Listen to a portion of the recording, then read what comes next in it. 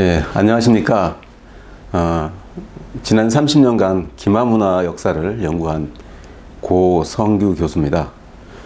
저는 말만 타는 게 아니고 말을 가지고 있고 또 말을 키우고 있고 또 우리 기마문화 역사상에 어떤 일들이 있었고 또 어떤 말로 어떻게 우리 역사를 지키고 또 우리 언어를 어떻게 문화를 이어갔는지에 대해서 소개할까 합니다.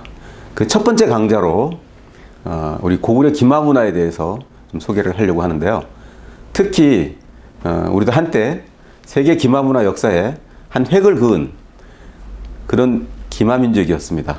그래서 고구려의 그 기마문화가 어느 정도 찬란했는지에 대해서 한 편의 그림을 통해서 여러분들한테 소개할까 합니다. 고구려 무용청 수렵도입니다.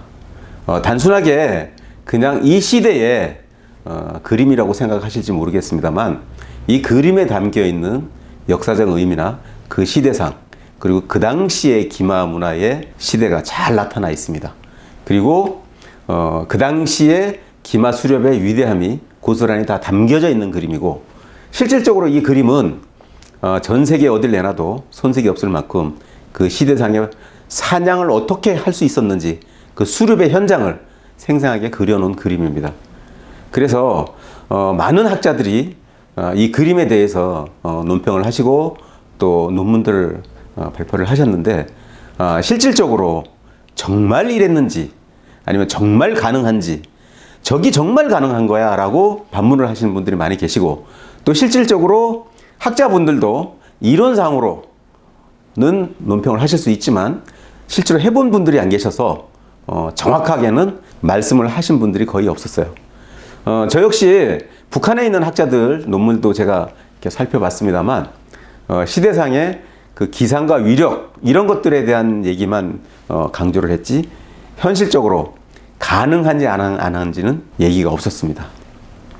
그래서 오늘은 정말 우리가 말을 타고 기마 수렵에 있어서 야생동물을 사냥을 할 수 있는지 없는지에 대해서 제가 한번 소개를 해드릴까 합니다.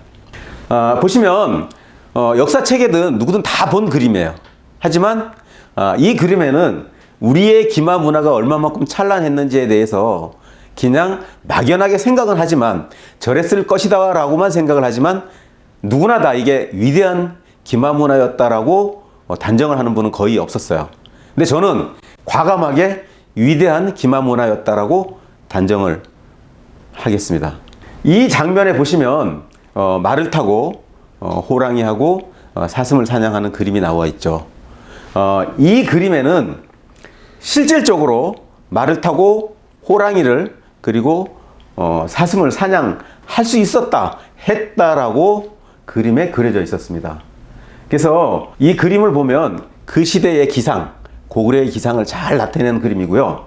또 초식동물이 육식동물을 어떻게 사냥할 수 있었는지에 대해서 이 그림에 담겨져 있습니다.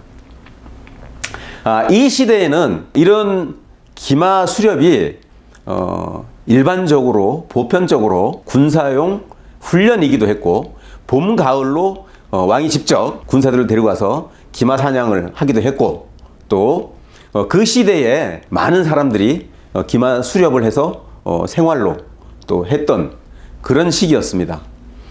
그렇기 때문에 기마 수렵에 있어서는 탈을 추정하는 어느 민족도 따라할 수 없는 우리만의 독특한 기마 문화였다라고 생각합니다. 고구려 때 봄, 가을로 기마 사냥을 해서 최고로 그 당시에 야생동물을 많이 사냥한 즉 장원을 용사라고 얘기를 했습니다. 요즘이야 용사라는 말을 함부로 많이 이렇게 쓰기도 합니다만 사실 용사라는 의미는 원칙으로 얘기하면 기마 사냥에 있어서 최고를 사실 용사라고 했었습니다. 초식동물을 타고 육식동물을 사냥한다는 것 자체가 굉장히 난이도가 높고 아주 위험한 현실에 봉착할 수 있습니다. 말을 타보신 분들은 아시겠지만 말이란 동물은 초식동물이기 때문에 육식동물 옆에 갈 수가 없어요. 또 두렵고 또 말이 전진을 하지 않습니다. 왜냐하면 말이란 동물은 육식동물의 먹이가 되는 동물이기 때문에 절대 옆에 가려고 하질 않아요. 그래서 얼만큼 이게 육식동물의 접근이 불가능하고 힘들었는지에 대한 얘기를 하면 우리 일반 사람들은 잘 모르는 내용이죠. 실질적으로 기마 사냥을 해보지 않고서는 일반인들은 잘 모르는 내용들이고, 실제로 말을 타보지 않은 분들은 그 부분에 대해서 그 심각성을 잘 깨닫지 못합니다. 하지만 말을 타보면 말이 육식동물을 얼마나 두려워하고, 또 말이란 동물이 주변 사물에 얼마나 예민하고 또 의심이 많고 또 순발력이 빠른지에 대해서 체감을 할 수가 있는데, 일반인들은 이제 그런 걸 잘 모르죠. 저희 같은 경우에는 실제로 경험을 해본 상태이기 때문에 자신 있게 말씀을 드릴 수가 있습니다. 자, 그러면 초식 동물을 육식 동물에 접근이 가능할까? 이렇게 생각하시는 분들은 대부분의 불가능하다고 생각을 해요. 하지만 현대에 와서 실질적으로 초식 동물을 육식 동물, 즉 말을 가지고 육식 동물한테 접근한 사례들이 있습니다. 아프리카에 가면 오카방고 델타라는 곳이 있습니다. 거기에 말을 타고 사파리를 하는 프로그램이 있어요. 그 프로그램에서 보면 말이 실질적으로 이렇게 보면 육식동물이는 사자가 접근을 해도 끔찍을 안 하고 있는 상태를 보실 수가 있습니다. 거의 불가능할 것 같지만 실질적으로 이렇게 말이 꼼짝 안 하고 사자가 접근을 해도 가만히 있는, 서 있는 상태가 있죠. 이렇게 가능하다라는 것이고요. 또 한 가지 예는 중국의 서커스단이 말 위에서 호랑이가 앉아서 공연 서커스를 하는 것을 보실 수가 있습니다.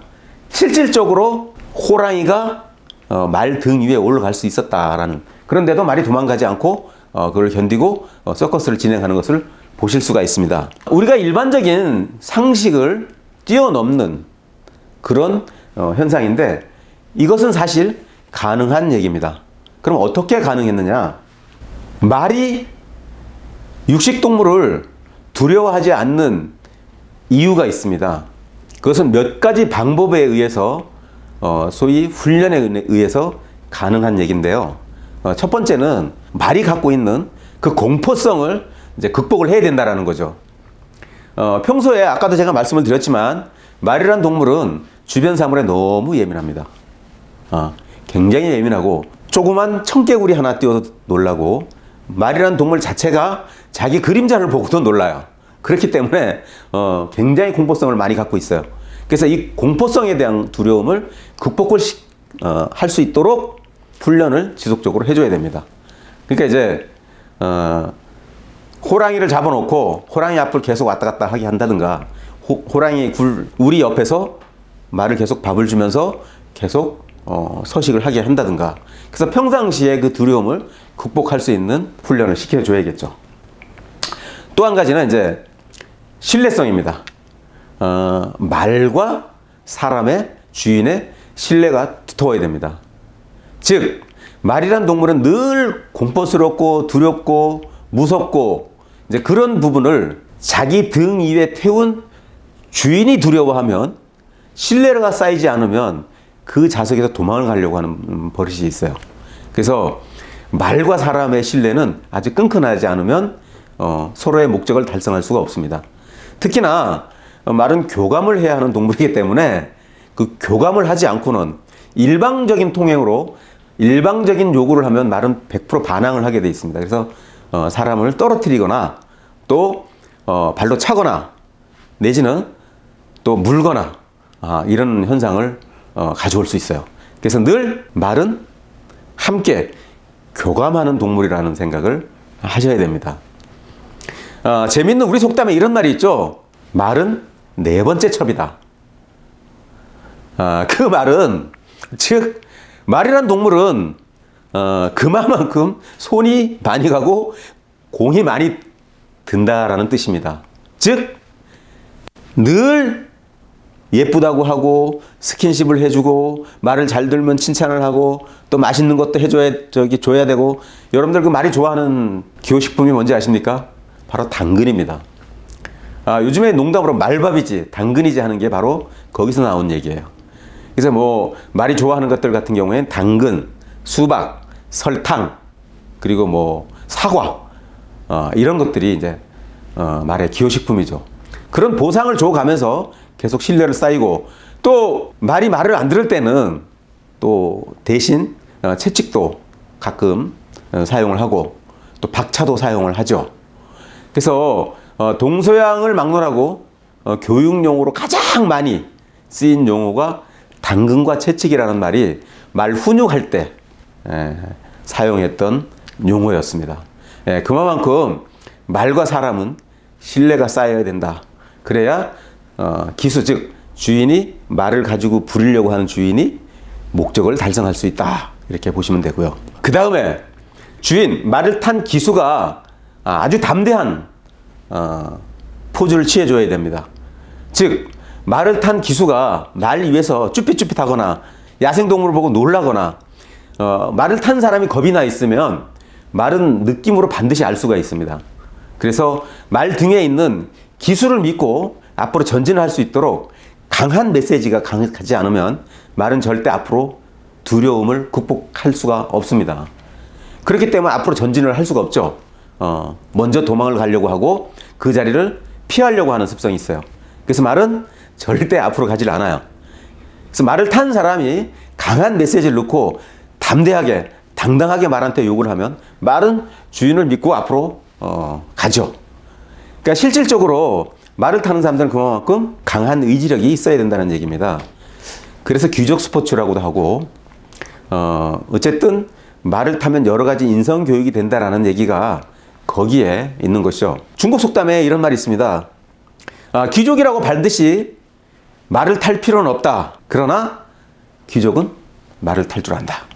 그건 무슨 뜻이냐? 그 내용인 즉슨 자기의 휘하나 자기가 보살펴야 할 식구들을 아우를 수 있는 나름대로의 리더십을 가지고 있다. 이런 뜻입니다. 그만큼 신뢰가 쌓여야 육식동물한테 접근이 가능하다는 얘기죠. 육식동물을 사냥하기 위해서는 반드시 이런 과정을 거치면 접근이 가능하다. 이렇게 얘기를 할 수가 있습니다. 실질적으로 시베리아 호랑이는 아주 큰 거는 한 450kg까지 나갑니다. 여기 사진에 보시다시피 이렇게 큰 호랑이가 동서양 역사에 보면 맨손으로 호랑이를 잡았다라는 기록들이 있는데 사실 그게 가능할까 하는 생각이 듭니다. 앞발로 한 번만 쳐도 사람 거의 뼈는 으스러지겠죠. 거의 불가능한 얘기인데 제가 보기에는 그게 가능할지 안 할지는 제가 실질적으로 호랑이하고 싸워보지는 않아서 잘 모르겠습니다만 육식동물한테 말은 다음과 같은 과정을 통해서 접근이 가능하다라고 보시면 되겠습니다. 수렵도에 보시면 육식동물을 어떻게 사냥할 수 있었는지에 대한 디테일한 내용이 나와 있는데요. 그 내용을 제가 지금부터 설명을 해드리겠습니다. 첫 번째, 호랑이한테 그럼 어떻게 접근을 할 수 있었느냐? 바로 사냥개를 이용했습니다. 즉 호랑이라는 동물은 주로 야행성이고 갈대밭이나 바위 틈이나 또 우거진 숲이나 이런 데서 서식을 하고 또 다닙니다. 주로 밤에 사냥을 많이 하고 낮에도 물론 배고프면 합니다만 주로 배가 부르면 갈대밭이나 아니면 나무 틈이나 숲에서 잠을 잡니다. 그러니까 어디에 있는지 우리가 육안으로 확인하기가 거의 불가능하죠. 그러면 말을 탄 기수들이 말을 타고 있지만 실질적으로 호랑이가 어디 있는지를 잘 모르기 때문에 그걸 어디 있는지를 어떻게 찾을 수 있겠냐? 불가능하죠, 사실은. 그래서 그 위치를 파악하기 위해서는 사냥개를 이용한 겁니다. 사냥개의 후광을 이용해서 육식동물이 어디 있는지 알 수가 있었어요. 어떻게? 사냥개가 그 지역을 보고 지저대면 그 지역에 육식동물이 있다는 것을 알게 되는 거죠.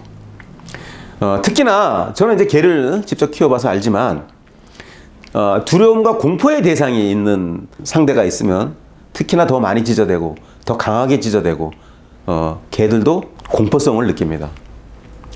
그랬을 때 사냥개가 육식동물을 향해서 짖으면 육식동물을 향해서 그 다음에는 명적이라는 활을 쏜 겁니다. 즉 명적이라는 활은 기록에 보면 흉노 때 제일 먼저 썼다고 나와 있습니다. 뭐 그 전에 썼을 수도 있고 그렇겠지만 어쨌든 기록에는 흉노에 제일 먼저 썼다고 나오는데 이 명적이라는 활은 주로 신호용 화살입니다. 보시다시피 동물의 뼈나 또 나무를 이용해서 구멍을 내서 화살촉에 끼워서 소리가 나게 만들었습니다. 그래서 이 명적이라는 활은 주로 그래서 신호용으로 주로 많이 썼죠. 그래서 이 신호용 화살을 육식동물을 향해서 호랑이를 향해서 쏘게 됩니다. 야생동물은 일반 자연에서 나는 소리보다 가공된 소리에 엄청 공포를 느낍니다. 그래서 명적이라는 신호용 화살을 쏘게 되는 거죠. 그럼 왜 명적을 쐈느냐? 진짜 화살을 쏴서 명중을 하는 게 훨씬 더 유리하지 않나 이렇게 생각을 하실 수 있는데요. 오늘 제가 명적과 화살을 가지고 와야 되는데 제가 지하철로 오면서 가져오기가 조금 불편한 점이 있어서 제가 못 가져왔습니다만, 실제로 화살을 육식동물한테 쏴서 만약에 명중을 하게 되면 더 위험합니다. 무슨 소리야, 말도 안 되는 소리 아닌가 이렇게 생각을 할 수 있겠지만, 여러분들 시골 분들은 아실 텐데 멧돼지 같은 경우에도 공격이 잘못되면 역공을 하죠. 마찬가지로 호랑이도 화살을 잘못 쏘거나 깊숙이 박히면 역공을 할 수 있습니다. 그래서 호랑이가 기선을 뒤로 돌린다, 유턴을 하게 되면 낭패를 보게 되죠. 말은 그 자리에서 놀라서 혼비백산할 것이고, 또 호랑이가 마주 뛰어오면 더 위험해질 수가 있어요. 그래서 말이 앞으로 전진할 수 있도록, 그리고 호랑이는 뒤로 돌아보지 않고 앞으로 사냥꾼들이 몰고 갈 수 있는 목적지까지 계속 소리나는 화살을 쏘게 됐던 거죠. 그래서 원하는 목적지까지 유인을 했던 겁니다. 대체적으로 이 명적에 대한 내용을 일반적인 학자분들이 잘 모르셔가지고 왜 저걸 쐈나, 그 명적에 대한 얘기를 크게 잘 짚은 것이 거의 없는데, 사실은 그런 의미에서 사실은 명적이라는 말을 사용을 했던 겁니다. 그렇게 보면 우리 조상님들은 굉장히 지혜로웠다라고 보시면 되죠. 그러니까 그냥 화살을 쏘지 않고 소리나는 화살을 사용해서 호랑이를 목적지까지, 사냥을 할 수 있는 목적지까지, 즉 늪을 만들었거나 아니면 포획을 할 수 있는 자리까지 몰고 갈 수 있는 방법을 명적이라는 화살로 사용을 하게 됐던 겁니다. 그리고 또 한 가지는 이 명적의 효과라는 것은 제대로 맞으면 방열 효과를 냅니다. 그러니까 가죽이 찢어지고 살갗이 찢어져서 피가 나게 되죠. 그래서 아무리 호랑이라도 피가 많이 흐르면, 방열이 되게 되면 당연히 숨을 거두게 되고 죽게 되죠. 사냥을 성공하게 되고요. 또 한 가지는 명적이 박히면, 가죽이 박혀 있을 경우에 이게 빠지지 않고 계속 채찍 역할을 하게 됩니다. 호랑이가 평소에 채찍을 맞아본 적이 없죠. 자기 몸에 계속 뭔가 매달려서 자기 신체를 건드린다고 하면 굉장히 많은 공포를 느낄 거라고 생각을 합니다. 그래서 채찍 역할을 했고요. 또 한 가지는 호랑이의 뼈를 부러뜨리거나 분골시키는 역할을 했던 겁니다. 그래서 명적의 효과는 그 세 가지를 했다고 봐야 됩니다. 이렇게 한 호랑이 사냥 방법은 명적이라는 활을 가지고 사용을 해서 성공을 하고 할 수 있었던 것이죠. 그 그림이 바로 이 자리에 보시다시피 실질적으로 그려져 있습니다. 그동안 제가 호랑이 사냥했던 호렵도 같은 거를 여러 가지 외국 것들도 보고 봤습니다만 이 정도의 디테일한 그림은 없었습니다.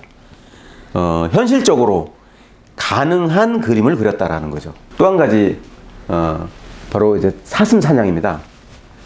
사슴 사냥에서 보는 활 역시 명적이라는 활을 가지고 사용을 했어요. 또한 사슴 역시 실질 활보다가 명적이라는 활을 사용을 한 거죠. 다음은 벽화에 그려진 말사슴 사냥에 대해서 알아보도록 하겠습니다. 여기에 그려져 있는 말을 타고 뒤로 돌아서 활을 쏘는 장면이 있습니다. 여기 역시 명적을 사용을 했죠. 똑같은 방법으로 사용을 했습니다. 물론 아까는 육식동물이고 사슴은 초식동물입니다. 기마 사냥에 있어서 여러분들 아셔야 될 게, 말을 타고 야생동물을 따라가서 실제로 활로 쏴서 잡을 수 있냐? 그건 불가능합니다, 사실은. 그럼 어떻게 잡느냐? 몰입꾼이 있어야 됩니다. 왜냐? 사람이 말을 타고 보통 적게는 50km에서 한 70km 이상 되는데, 사람이 말을 타면 그 무게를 싣고 말이 뛰어서 사슴을 따라갈 수가 없어요. 사슴이 빠르기도 하지만 사슴이 점핑을 하면 2m, 3m까지도 뛸 수가 있어요. 그래서 그거를 맞춘다는 건 거의 불가능합니다. 그럼 어떻게, 아까도 제가 말씀드렸지만 잡기 위해서는 몰입꾼들이 몰아줘야 됩니다. 어느 쪽으로? 사냥을 할 수 있는 사냥꾼한테, 소위 수렵 기마를 할 수 있는 사람들한테 쪽으로 몰아주는 거죠. 몰아주면 거기서 기동력을 발휘해서 말을 타고 가서 그런 활을 잡게 되는데, 재미있는 사실은요, 여기 보면 뒤로 활을 쏩니다. 그래서 이게 대단하게 엄청난 기마사법이라고 생각을 하시겠지만 실제로 그렇게 얘기하시는 학자분들이 굉장히 많아요. 그런데 사실은 이 기법은요, 기마 사냥을 하려고 그러면 아주 기본적으로 할 수 있는 기법입니다. 그 기법에 대해서는 제가 설명을 해드리겠습니다. 이것을 파르티안 사법이라고도 합니다. 말을 타고 달리면서 뒤로 돌아서 활을 쏘게 되죠. 이 사법이 왜 기본적으로 되는지에 대해서는 아주 간단한 이치가 성립이 됩니다. 즉, 사냥꾼이 전진을 향해서 말을 달려갈 때 몰입꾼들이 사냥 쪽으로 몰아주면 야생동물이 사냥꾼 쪽으로 똑바로 올 리가 없죠. 앞에 사냥꾼이 있고 말을 타고 전진을 해오는데 어느 야생동물이 똑바로 따라가겠습니까? 그러니까 옆으로 비켜가겠죠. 근데 앞으로 전진했을 때 전방에 향해 있는 야생동물을 향해서 활 시위를 당겨요. 당겨서 조준을 하는 시기에서 조준을 해서 시위를 당기는 순간에 야생동물은 이미 지나가고 있습니다. 그게 불과 2, 3초밖에 안 걸려요. 그래서 시위를 당겨서 시위를 놓을 시기 되면 자동적으로 이렇게 돌아가게 됩니다. 그래서 야생동물을 사냥하기 위해서는 기본적으로 파르티안 샷이라 해서 후사, 즉 배사라고도 하죠.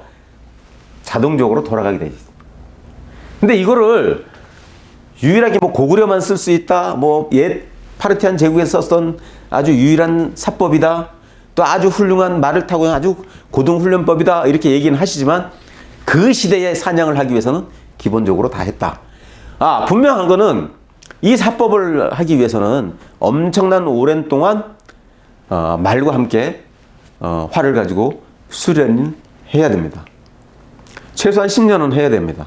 그래야 야생동물이 다가오는 각도, 그리고 말이 달려가는 타임, 그리고 활을 겨눠서 시위를 당겨서 살을 놓는 타임, 요 세 가지가 동시에 맞아야 사냥이 가능합니다. 그러니까 최소한 말 위에서 활을 2만 번 이상 당겨봐야 말이 뛰면서 앞발이 다 들린 상태에서 살이 나야 명중을 할 수 있다는 것을 알게 됩니다.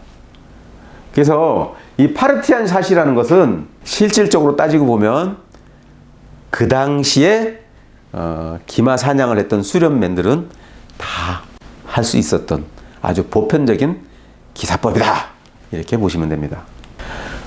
조금 전에 제가 말씀드렸던 이 파르티안 샷은 고대 파르티아 제국에서 기병들이 노마군을 향해서 사용했던 전술이기도 합니다. 따라서 그 시대의 기마 사냥의 아주 기본이라고 볼 수가 있죠. 제가 지금까지 정말 이렇게 가능하냐, 정말 당신이 말한 기마 사냥이 진실로 사냥을 할 수 있는지 없는지 가능한가, 이렇게 의문을 가질 분들이 계실 거라고 생각을 해요. 저 사람이 그냥 저거를 그냥 뻥으로 한 거 아니야?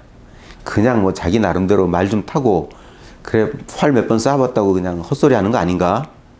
그렇게 생각하실 수도 있겠죠. 어쩌면 저보고 당신 그거 정말 해보고 하는 소리야? 라고 얘기를 하실 수가 있을 겁니다. 저는 과감하게 여러분한테 말씀드릴 수 있는 거는 기마 사냥을, 야생동물을 말을 타고 해봤습니다. 제가 2016년도에 몽골 후스타이 국립공원에서 몽골 정부의 허락을 받고 몽골 가재를 직접 이렇게 사냥을 해봤습니다. 굉장히 오랜 시간이 걸렸어요. 제가 이거를 하면서 느낀 거는 정말 옛날에 삼국시대 그 시대에 너무너무 대단한 우리 훌륭한 선조님들이 계셨구나라는 것을 몸소 피부로 느꼈습니다. 정말 힘들었습니다. 저 혼자, 한국 사람은 저였고요. 몽골의 그 최고로 말을 잘 타는 기수분 세 사람이 같이 화살을 30발씩 가지고 다 쐈어요.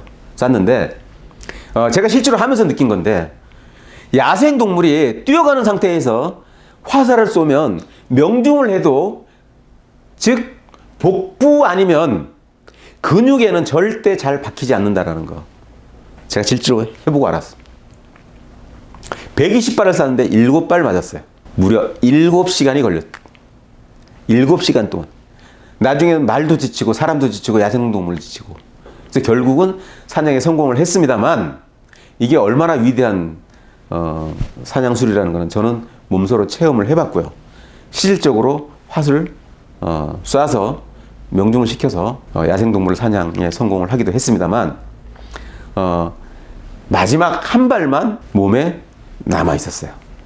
그만큼 맞고도 계속 야생동물이 도망을 다니는 현상이 있었죠.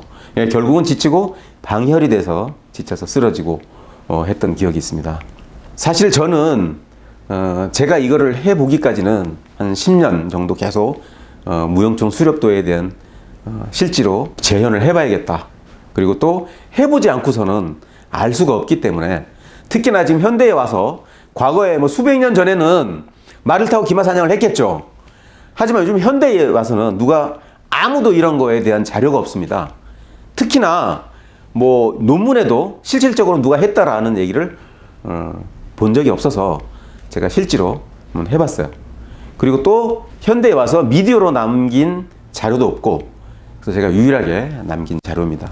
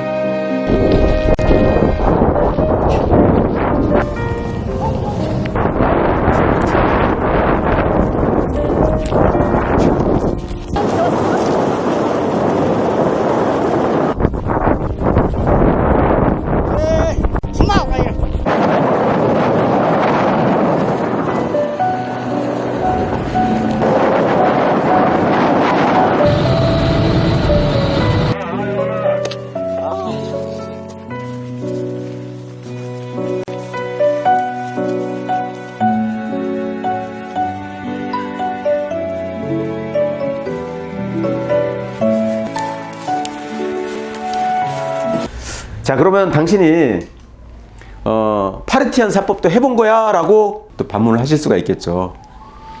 파르티안 샷 역시 한국에서 한 것도 아니고 몽골에서 한 것도 아니고 동서양의 최고의 명마, 즉 한혈마를 타고 현지 지금 그 한혈마가 보존되고 있는 나라에서 투르크메니스탄에서 제가 직접 가서 파르티안 샷을 재현을 했었습니다. 그래서 아마 우리 역사상 한국인이 직접 현장에 와서 그 한혈마를 타고 파르티안 샷을 제가 처음 했기 때문에, 활이라는 걸 처음 쏴봤기 때문에 투르크멘 한국 대사관에서 기증을 해달라 해서 그 활을 기증하고 왔습니다. 사실은 이와 같이 저는 현장에서 직접 야생동물을 사냥을 해봤기 때문에 아까 제가 조금 전에 말씀드렸던 내용을 강하게, 그리고 제가 어필을 할 수 있었던 겁니다. 따라서 우리는 지금 현대에 와서 기마 사냥에 대한 의문을 지금까지는 여러분들이 굉장히 많이 가지고 계셨겠지만, 제가 오늘 이렇게 설명드리고 보여드리는 내용은 여러분들이 갖고 있는 의문을 확실하게 제가 풀어드리기 위해서, 정말 우리 선조님들이 이렇게 위대한 기마 사냥수를 가지고 있었느냐, 그 부분에서 많은 의문점들이 계셨을 텐데, 오늘 제가 설명하는 내용을 보시고 그 의문을 푸시기 바랍니다. 분명한 거는 야생동물을 말을 타고 사냥을 할 수 있다는 것은 자신 있게 가능하다라고 말씀을 드리면서 오늘 제 강연을 여기서 마치겠습니다. 감사합니다.